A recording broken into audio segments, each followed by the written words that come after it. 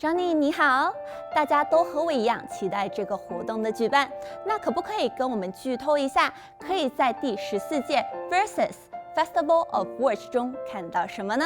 The Verse Festival of Words is the largest spoken word festival in Canada. It runs April 18th to 27th. There are many events people can attend. The theme this year is learning and remembering. In spoken word in Canada, a lot of times poets move through the community pretty fast. There's many generations of poets. So we want to bring everyone back together and think about how we learn poetry, perform it, and think about our history. There are many features in the festival. The first one, we start with the Hullabaloo Youth Festival, which is a lot focused on youth and students who want to explore and experiment with poetry. And then we have the Canadian Individual Poetry Slam, which is one of our feature events.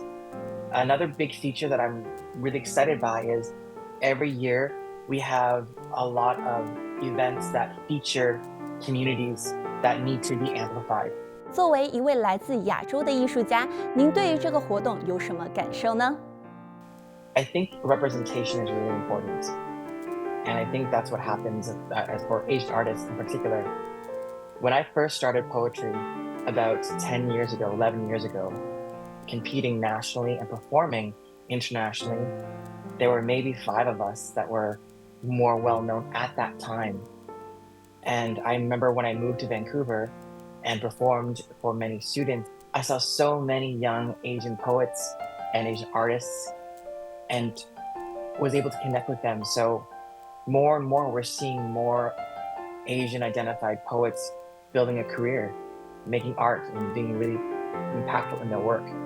I think my job is, as artistic director, is to keep creating spaces where folks can come and listen to hear these stories, because on the con side, racism is still real, exclusion is still real, erasure is still real.